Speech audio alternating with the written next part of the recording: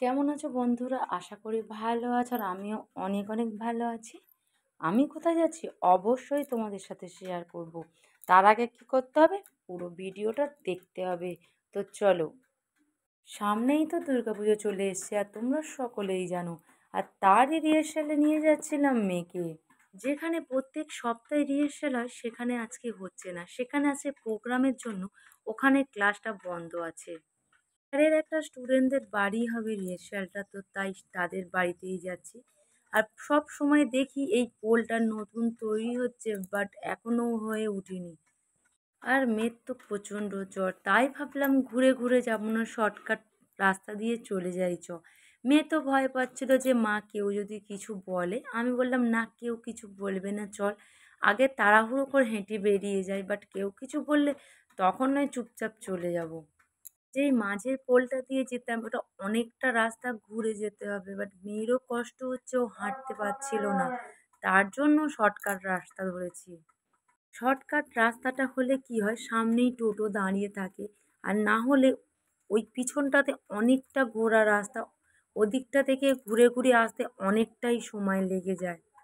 প্রত্যেকবারেই ঘুরে ঘুরে আসি, পোলটা তৈরি হচ্ছে দেখেছি, বাট আজকের মেয়ের এতটা পা যন্ত্রণা করছে, শরীরটা খারাপ। তাই ভাবলাম শর্টকাটে এই পোলটার উপর থেকে চলে যাই, যে যা বলে বলুক, চুপচাপ বেরিয়ে যাব। কানে তো শুনে নেব, কিছু বলার দরকার নেই, বাট পোলটা পেরিয়ে চলে এসেছি, কেউ কিছু তেমন বলেনি। কবে যে এই পোলটা কমপ্লিট হবে কি জানি, সব সময় দেখে যাই তৈরি হচ্ছে, বাট কত বছর ধরে তৈরি হচ্ছে।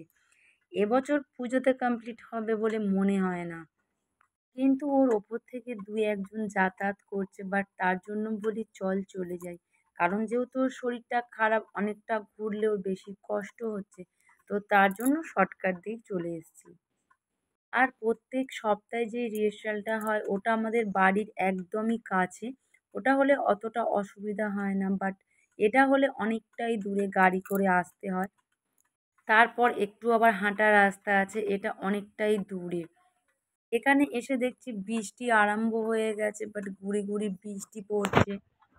মেয়েকে তাড়াতাড়ি করে বললাম তুই ভিতরে চলে যা, আর আমি বাইরে বসে অপেক্ষা করছি। সবে টিপ টিপ করে বৃষ্টি পড়া শুরু হয়েছে, যা দেখে মনে হচ্ছে বৃষ্টি ভালোই হবে। আর ওখানটাতেই বসে বসে ভাবছিলাম যে আমায় তো অনেক জামা প্যান্ট কেচে রেখে এসেছি, জানি না কি হবে। এখানে তো ভালোই বৃষ্টি হচ্ছে আর আমি তো চুপচাপ বসে রয়েছি। অনেকটা জামা কাপড় আজকে কেচে রেখে এসেছি তারেতে, বাট রোদ ছিল বলে তুলিনি। তাড়াহুড়ো করে বেরিয়ে এসেছি, কারণ অনেকটা আসতে হবে বলে। কাছাকাছি হলে তবু ছুটে আমি বাড়িতে আসতে পারতাম, বাট জানি না আমার ওখানে কি হচ্ছে।